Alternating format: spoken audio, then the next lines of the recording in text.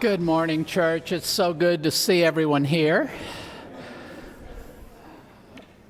I am going to be beginning a brief series of messages. We're going to work our way through the book of Malachi, which is a short little book. It's one of the prophets. It only has 4 chapters. If you're reading in a Hebrew Bible, it only has 3 chapters.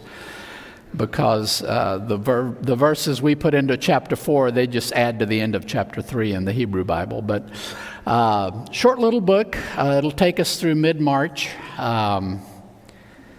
And I've titled the series, Restoring Yahweh's Honor.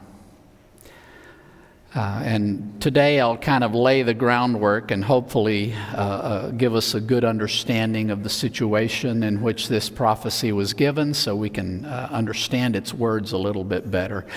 You may not know this, but being a pastor can be discouraging at times. I came to this church almost 14 years ago. March 1st will be 14 years.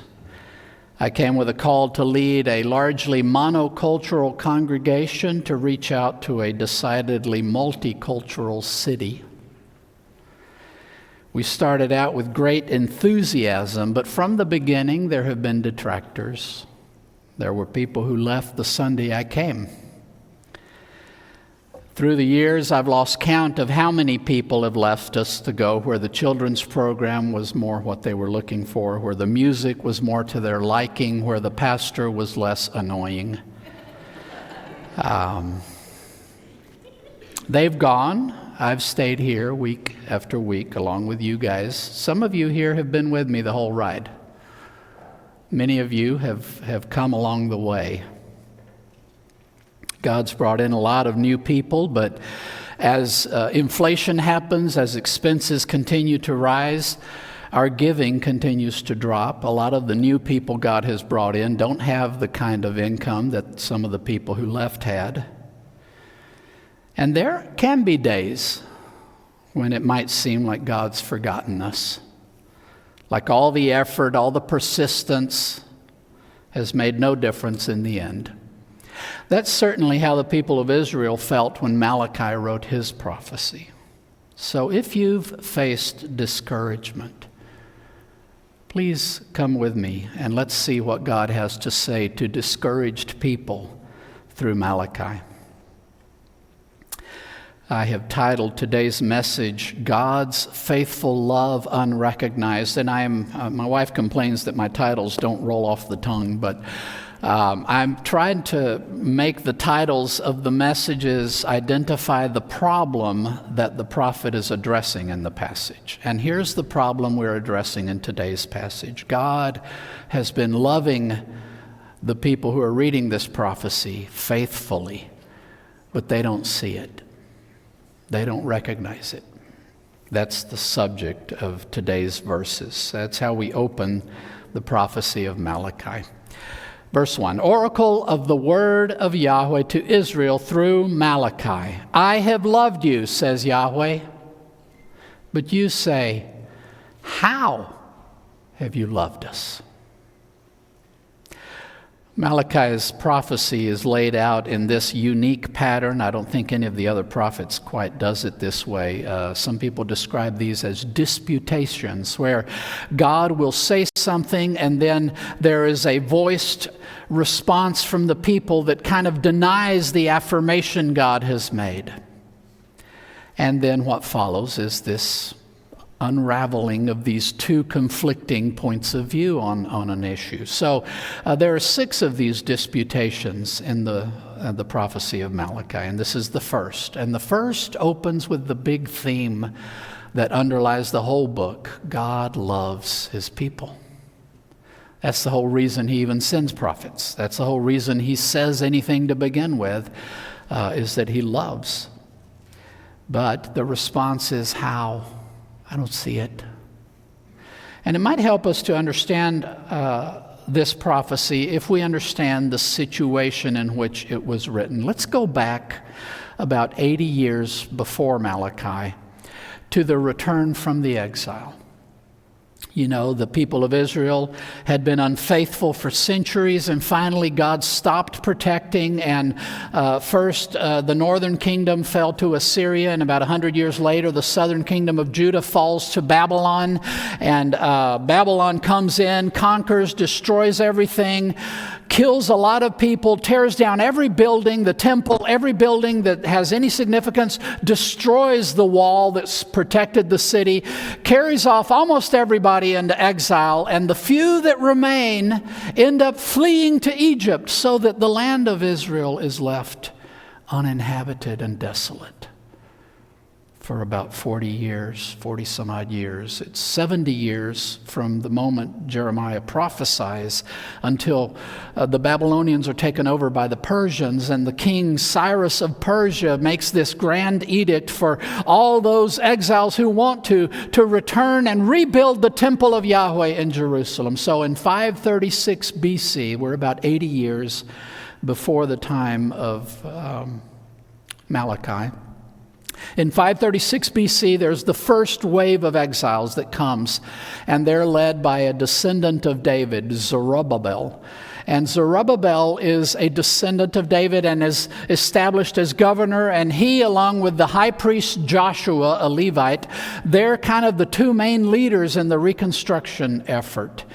They arrive with great expectation. They're going to rebuild the temple of Yahweh, and they are going to recover the glory that has been lost, and everything's going to be wonderful. And the most pious of Jews are the ones who leave everything behind to come and rebuild the holy city.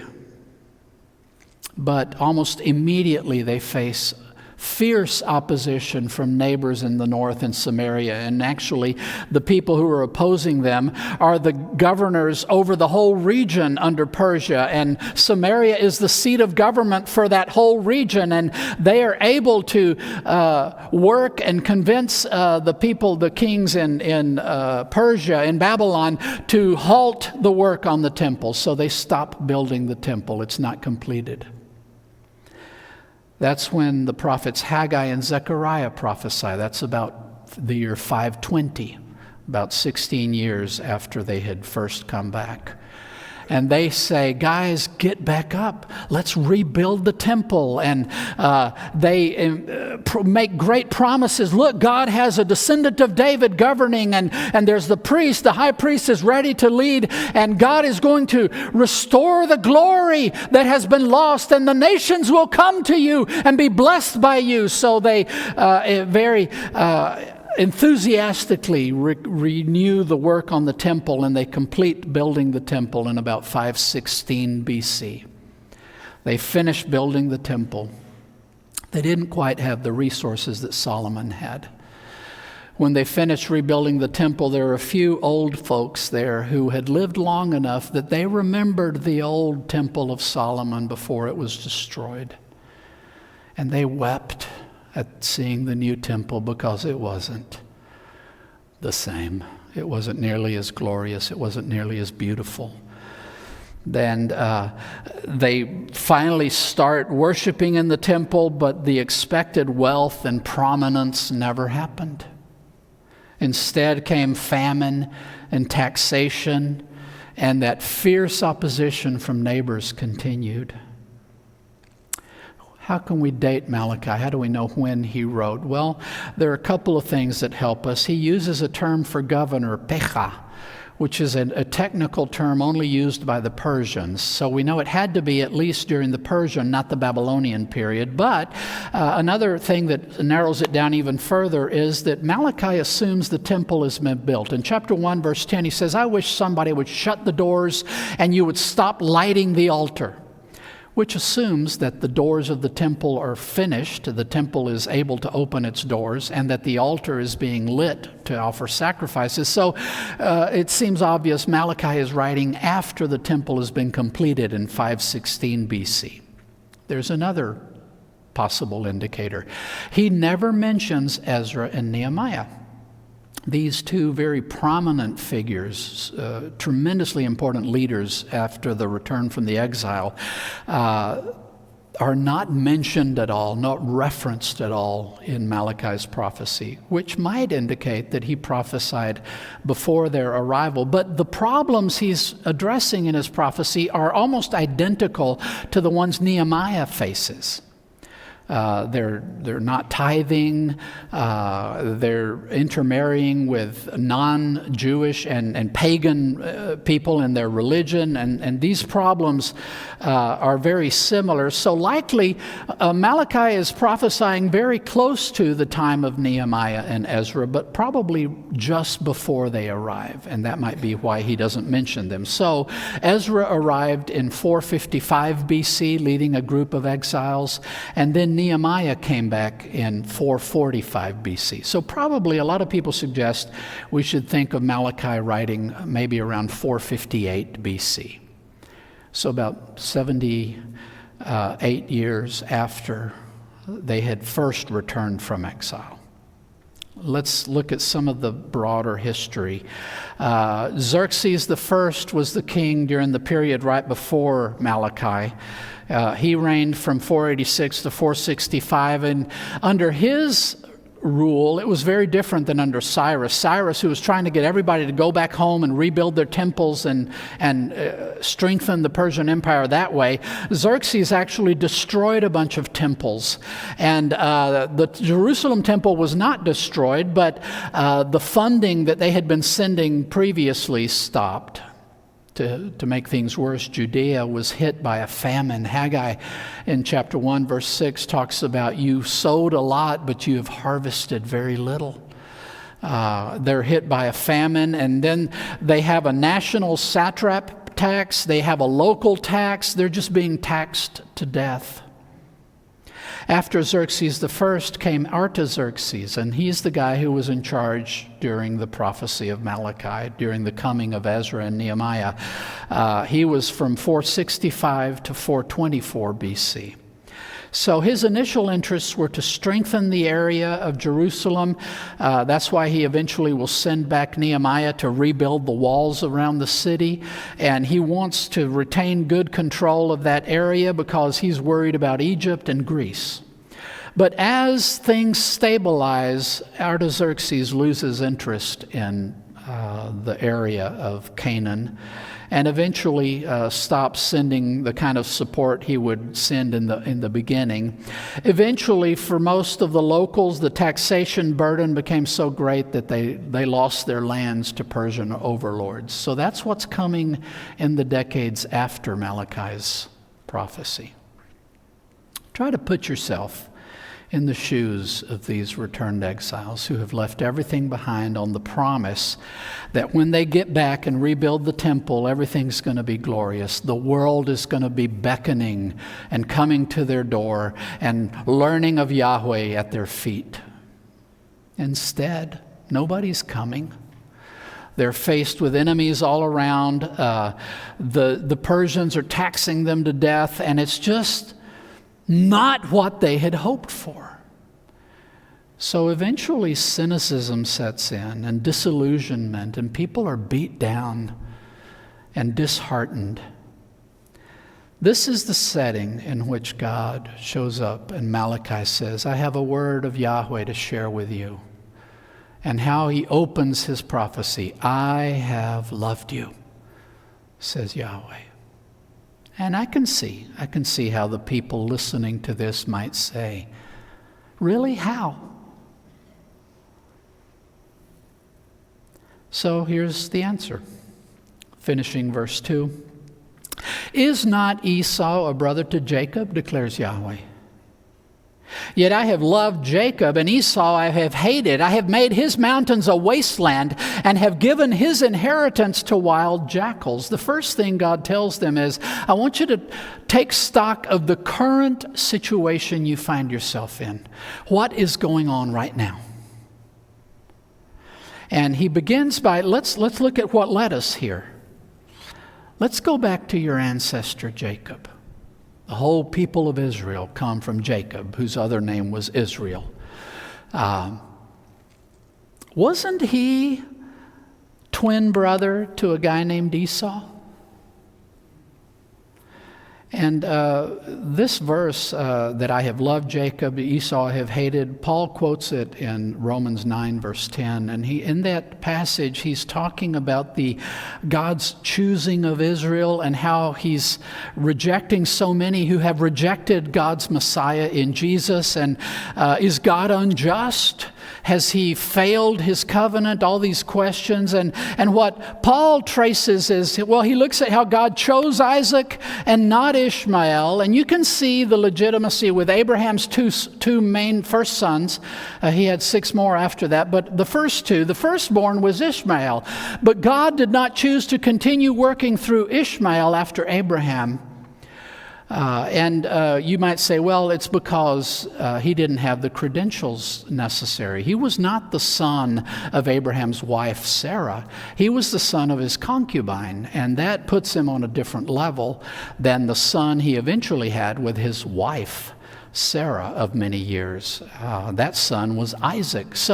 And also the birth of Isaac was miraculous, unlike the birth of Ishmael. God had to intervene and make a barren woman who had already gone through menopause able to engender and give birth to this son. So all of this made Isaac completely different and special. And you can see how God would choose Isaac as the one who would continue this grand plan God had spoken to Abraham about, to use his descendants to bring blessing to every family on earth.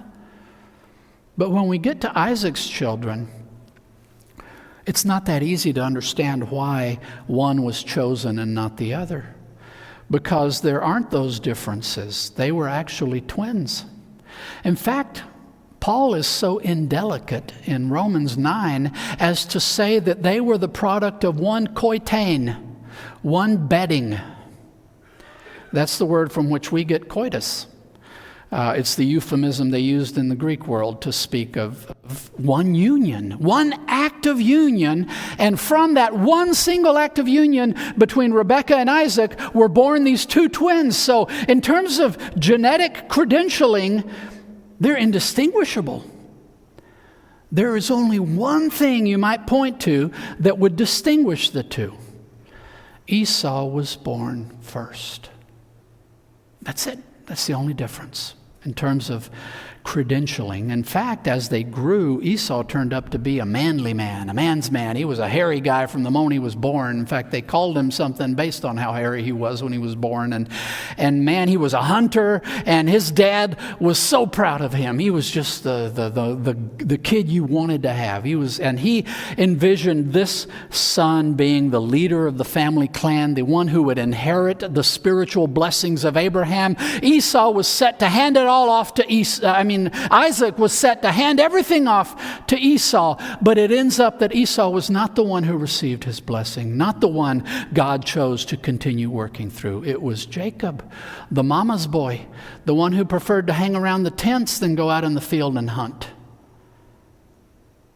Why did God choose Jacob? Well, as we read the stories, Jacob always longed to be a part of this story that began with Abraham, while Esau despised it, considered it worthless. And because of that, God chose Jacob, not Esau.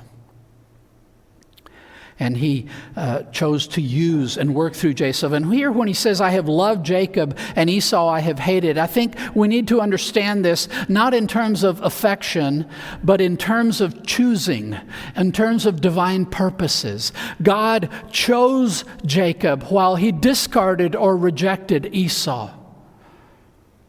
And it was the people of Israel that God used to continue this plan forward. Now, historically, even from the very beginning, Esau turned out to be the kind of leader you thought he would be. But in fact, they became a nation and had lineages of kings, while the people of Israel were still a bunch of slaves in Egypt. They were nobody. And already the people of Esau, the Edomites, were a nation. The Bible tells us that multiple times. But God says, okay, so considering the starting positions of things, you would think Jacob would never amount to anything and Esau would be the big, important group. Now, fast forward to today. What's the situation right now of the Edomites? And what is your situation, you descendants of Jacob? And the people of Judah, right now, hearing this prophecy, are actually on their ancestral lands. They are in Jerusalem. They have rebuilt the temple. They have reinstituted the worship of Yahweh. Yes, they don't have as much money as they would like. Yes, they don't enjoy the comfort they would like, but they are secure and they are where God had promised to put them. Consider Esau. Now, in the years leading up to all of this, in the past century, this is what's gone on with Esau. When the Babylonians came in and besieged Jerusalem and it eventually fell, boy, the people of Edom were so happy. Because through their history, they'd had a difficult relationship. God forbade Israel. He told them, you can never take the land of Esau. This is a brother nation. You must honor and let them have their ancestral land. You cannot take it from them. But what they did was when Judah was strong, they would force Edom to give them tribute. And when they went to war, they had to send soldiers to support their war efforts. And what happened when Judah was weak, then Edom would break free and stop paying and stop supporting. So when the Babylonians come down, they are so happy, gleeful at the destruction of Jerusalem. In fact, they even set themselves up on the roads leading south from Jerusalem. And as Jews are fleeing from the Babylonians down those roads, the Edomites intercept them and turn them into the Babylonians. And when the Babylonians make an utter ruin of the whole land, the Edomites take advantage and recover some of they take over some of the southern territories of Judah during this period. But that was in the initial period of the Babylonian power. You see, the last of the Babylonian kings, Nabonidus, in 312 BC, I've got the date wrong on that. But the last of the Babylonian kings had actually destroyed the land of Edom. So that when Malachi is writing, in the past decades, the Edomites have found all of their stuff turned into ruins and rubble. And that's the situation God describes.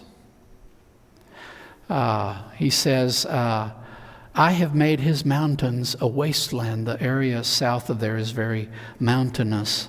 It's a wasteland. It's not an inhabited place. In fact, their inheritance, their ancestral lands, they're not living in them.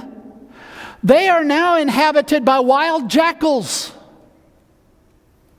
So God says, okay, well, wait a minute. You say I haven't loved you, but you're here, aren't you? I said I'd keep you around and I'd keep you alive and I would guard you, and I have done it, haven't I? Compare yourself to this other neighbor nation. I've not done the same with them. Their area is now in ruins. They have lost their ancestral lands. They have been dispossessed. So right now you can see the difference. But God doesn't leave it at that. He says, in fact, let me tell you what's going to happen next. And he starts talking about what is yet to come. If Edom says, we have been beat down, but we will return and rebuild the ruins, thus says Yahweh of armies, they may build, but I will tear down, and they will be called the evil land, and the people against whom Yahweh is indignant forever. God says, not only have they lost everything, but unlike you, who did lose everything and got it back, they are never going to recover it. I am not going to sustain them through this. This is going to be the end of the Edomites. And that's exactly what happened. So at this time, the Edomites are still around, and they have dreams of getting back into their land and rebuilding it, but God is saying, no way, that's not going to happen.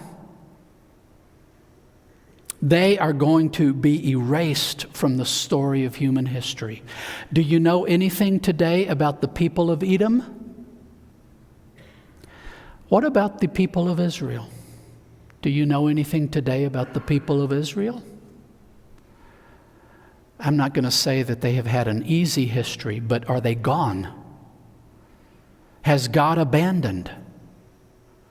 or has he sustained? The Edomites are gone. Historians aren't even sure exactly. By 312, the Nabateans came in and took over, made Petra their capital city. It seems that the Edomites were just absorbed into the Arab neighboring tribes. They disappeared. This group of people that initially seemed to have all the promise of being the prominent ones end up disappearing, and the one that seemed to be nothing because of God's faithfulness are still around today, 2,500 years later.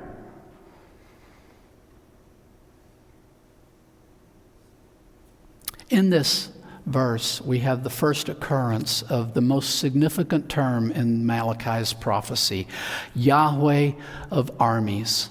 Malachi is a short book, 4 chapters, 55 verses in total. You know how many times Yahweh of armies appears in those 55 verses? 24 times. That is almost every other verse. Yahweh of armies. Why does Malachi keep calling him that? Well, think of the people that he's writing to and how they feel like they are utterly powerless at the mercy of all these grand empires that span the world. And, you know, you have the Assyrians and the Babylonians and the Persians and the Egyptians, the people of Egypt, and Greece is now on the rise. And all of these pressures coming from these great distant empires. And it seems like these are the gods and kings who rule the world. And they have forgotten who Yahweh is.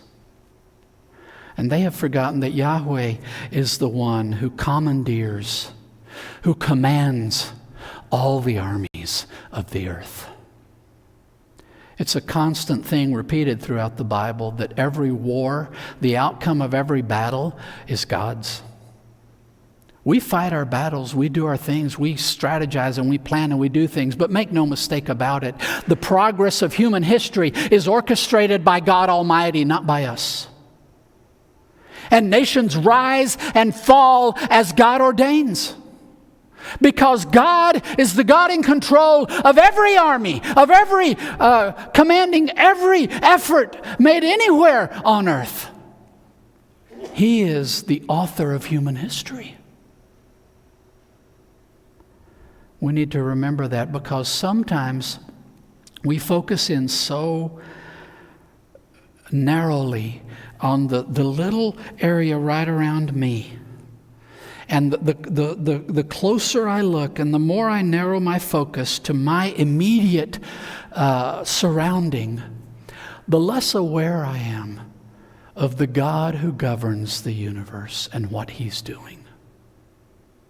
And it can seem to me when I'm closed in on myself and I have this small problem and these issues that I'm so anguished about and all these pressures that I'm worried about, my schedule and my family and my job and these things that aren't the way I wish they were, and I wish I had more money to spend because I spend it poorly, and I wish I had all this other stuff that I don't have, and I wish people respected me more and loved me more and did all these things they're not doing for me, and we close in on ourselves and we forget altogether that God's even there.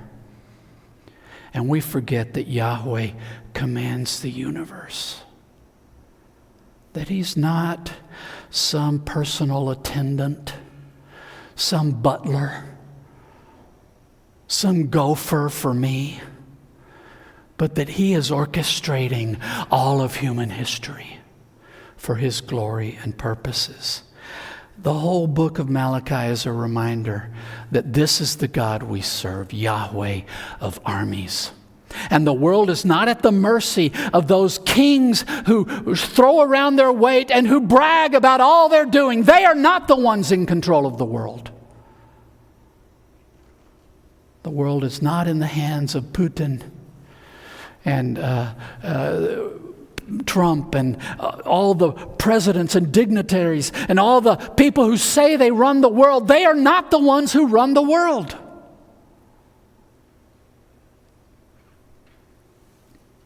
And we end with a statement of what God wants to do. Verse 5, your eyes will see this, and you will say, exalt Yahweh beyond the border of Israel. You know what happens when we start focusing on our personal problems and forget about all the other stuff? You know the first thing we lose when we take our eyes off of God and put them on ourselves? We lose mission. The first thing we sacrifice is the bigger purpose that God has called us into. Now, God called Israel to be His light among the nations, and He had told people through the prophets, you know why I'm sending you back to Jerusalem to rebuild the temple? Because my house will be a house of prayer for all the nations. The people Malachi is writing to have completely forgotten about that. They thought the only reason for the temple was for them to be rich and for people to bring money to them. And that wasn't happening. So clearly God has forgotten, and God is not at work, and God is not using His temple for anything, and everything is worthless. Malachi is saying, you need to see and recognize God is loving you. He may not be doing the things you want Him to do, but He is sustaining you, and He is being faithful. And you cannot forget that He has a grander purpose for you. And that purpose is that you challenge the world around you to exalt the only God who is worthy of all of our praise. We forget that. We forget that my job is to call the world to bend the knee before the only God who is worthy. And we start thinking, my purpose in life is for my family to function the way I think it should, and for my career to play out the way I want it to, and for people to treat me the way I want them to treat me. And this is the whole sum of the purpose of my existence. And Malachi is reminding us, no, that's not why you're here. The God of armies, the God who commands the cosmos, is at work, and He has called you to bring everyone to His feet.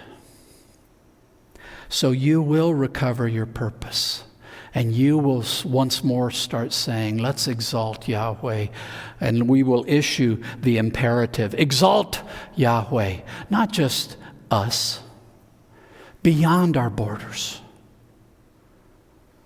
God needs to be exalted, not just in our nation. And we talk a lot in our nation about being one nation under God and these kinds of things.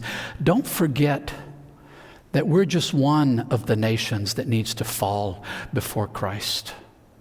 Don't forget that every nation needs to exalt Him, and that we need to call beyond our borders to everyone.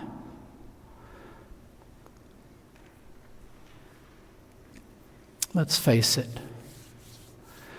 We humans tend to be self-centered. We care more, and be honest, we care more about ourselves, about our prestige, about our comfort, than we care about anything else. What are the things that weigh most heavily on your heart? Is it your immediate life, job, and family? Or is it the nations around you? Is it what God is up to around the world? Is that the burden that weighs down your heart? Or are you most driven by your own personal comfort? Your own personal priorities? So when we don't feel appreciated, when we don't get all the stuff we want, when the circumstances of our lives aren't working the way we had dreamed that they should work out, then we have the gall to turn to God and say, God, you don't love me. You're not giving me what I want. If He loved me, He would never allow me to suffer the things I'm suffering. And we forget that in the grand redemptive purposes of God, even the Son of God had to suffer before He was fit to do the work the Father had entrusted to Him.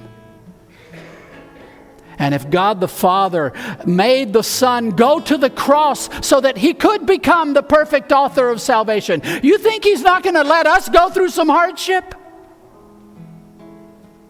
And you think the Father did not love the Son? the proof that God loves us is that we're still here. He has sustained us to this very day, and He will continue to do so forever. That is not true of others. We are surrounded by people who are destroyed by the things that are going on in this world. So we need to recognize the faithfulness of God in the midst of disappointment and hardship. And we have to observe the contrast between a life sustained by God and one not.